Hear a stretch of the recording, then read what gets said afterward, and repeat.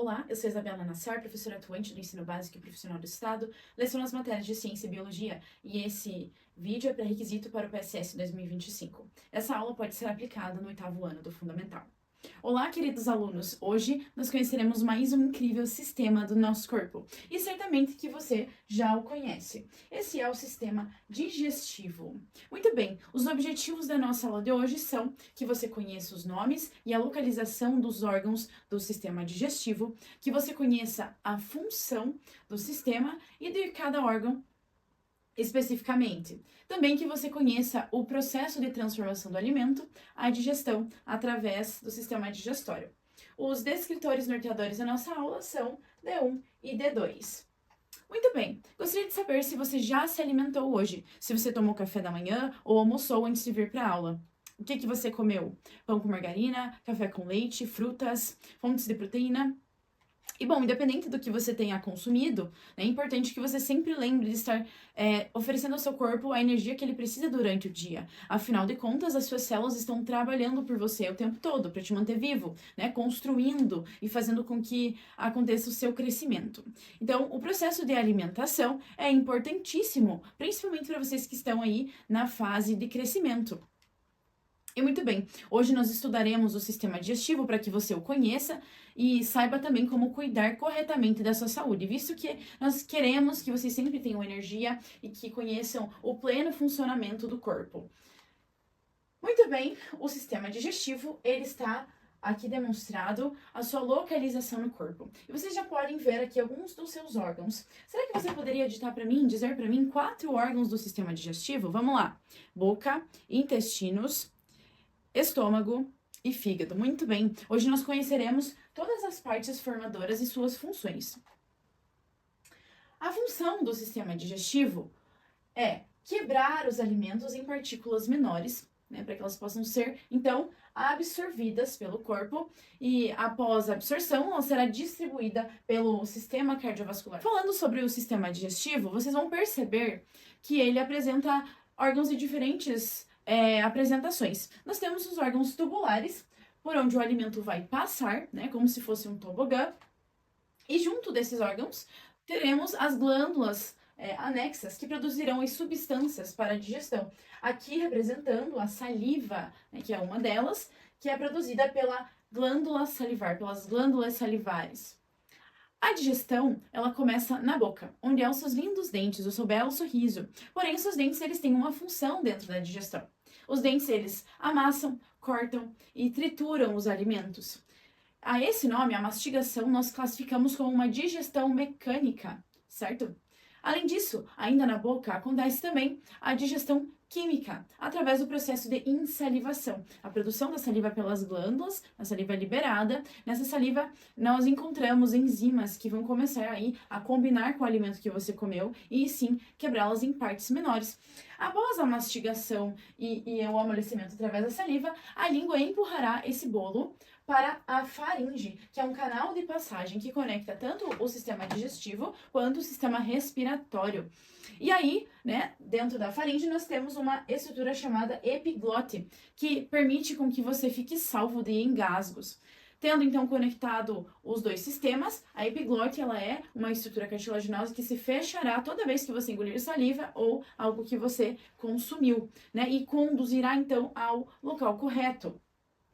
A seguinte parte do sistema digestivo é o esôfago, um tubo feito de músculo que levará até o estômago esse alimento. E podem observar que ele, como músculo, realiza contrações. Nós damos o nome de movimentos peristálticos, o movimento que aperta e empurra o alimento por todo o sistema. Assim como a gente faz lá, meninas, ó, tirando a água do cabelo igualzinho, a mesma movimentação ele vai fazer. Passado então pelo esôfago, esse alimento vai chegar até o estômago, que também é feito de músculo, uma bolsa muscular. Além das células musculares, o estômago contém também células produtoras de muco. E esse muco ele é uma substância pegajosa que reveste as células do estômago. Assim como no nariz, né, a gente tem o muco aqui também, ele serve para proteger. Lá dentro do estômago, além do muco, as células também produzem ácido clorídrico, e aí está a resposta do porquê, né, nós precisamos dessa proteção. Afinal de contas, o ácido tem propriedades corrosivas. E aí, Tudo junto e misturado, né? Todas essas substâncias, nós temos o que chamamos de suco gástrico, que então atuará sobre o alimento aí, dissolvendo de forma eficaz e passando a partes menores. Passado algumas horas dentro do estômago, a válvula do final do estômago aqui, que se chama esfíncter pilórico, se abrirá, então o alimento chega no intestino delgado. Aqui acontecerão a digestão de carboidratos, proteínas e gorduras que você consumiu, e sob a atuação de diversos sucos, na região do duodeno, que é a primeira porção do intestino, ele vai então receber do fígado a bile, que é a substância produzida para dissolução de gorduras, como se fosse um detergente. O fígado, ele trabalha juntinho com a vesícula biliar, são como casca e bala, certo? O fígado vai produzir a bile e a vesícula vai armazenar o suco pancreático produzido pelo pâncreas, uma glândula muito importante do nosso corpo, ela é o maestro do sistema digestório. Além disso, o pâncreas também produz a insulina, que é o hormônio que regula a quantidade de açúcar do sangue. Vocês sabem lá que a doença chamada diabetes, né, é uma disfunção aqui do pâncreas na produção de insulina. Então a pessoa precisa injetar insulina para conseguir, né, fazer essa regulação do açúcar. Ainda no intestino, vai demorar um tempinho aqui, hein?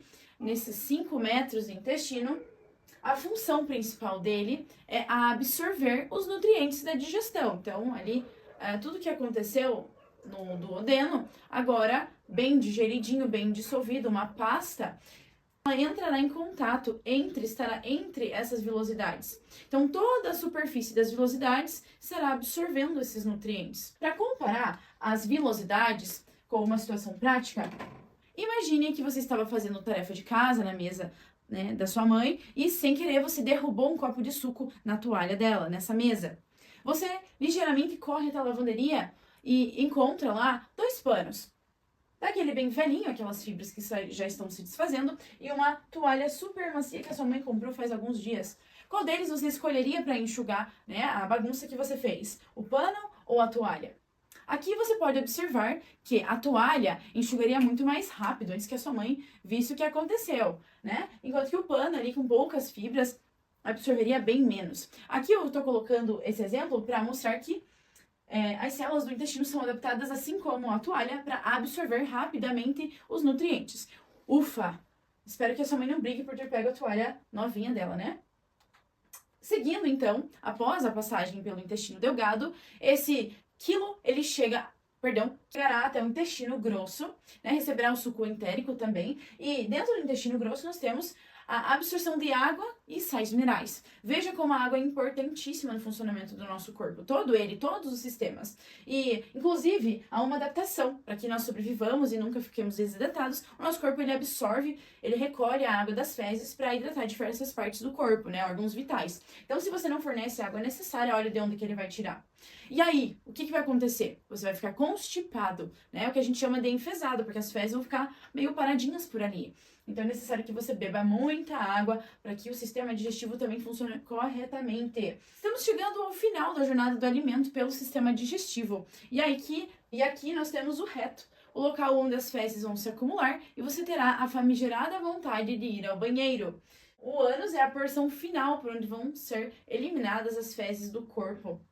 Muito bem, queridos. Agora eu preparei um estudo de caso para que vocês resolvam. Hoje nós vamos atuar como médicos com os conhecimentos que nós obtemos durante essa aula. Eu vou deixar essa explicação, esse caso lá no Google Sala de Aula, junto com imagens e links para vocês pesquisarem aqui o que é necessário, certo? Então vamos ao caso, vou ler junto com vocês. João, um estudante de 15 anos, percebeu que nas últimas semanas estava sentindo um desconforto abdominal, azia e uma sensação de queimação no estômago, especialmente depois de comer alimentos condimentados, muito temperados ou com sal, ou gordurosos. Preocupado, ele decidiu procurar o médico e, após alguns exames, o médico informou que João estava com gastrite, uma inflamação na mucosa do estômago.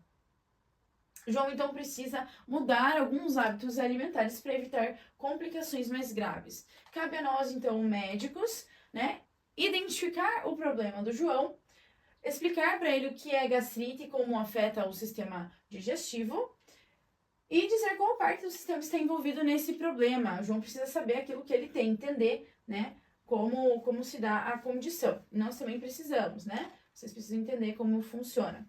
Segunda proposta é que vocês saibam qual é a função do estômago na digestão. Então, vocês vão explicar para mim.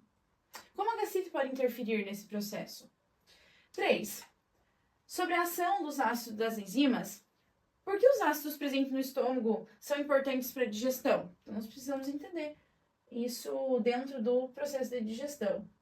E aí, nós faremos a sugestão para o João de quais tipos de alimentos ele não deve consumir enquanto ele sentir esses sintomas. Explique para ele como esses alimentos podem agravar seu caso.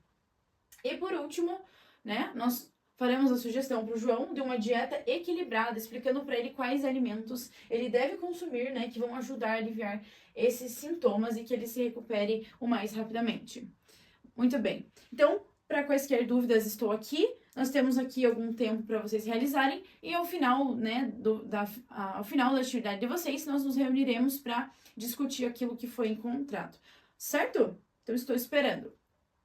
Muito bem, queridos alunos, a aula de hoje foi muito proveitosa, espero que vocês continuem curiosos sobre as funções do sistema e percebam aí no dia a dia a diferença que faz conhecer, né, para cuidar do seu corpo. Eu agradeço a atenção de vocês. Ficamos por aqui.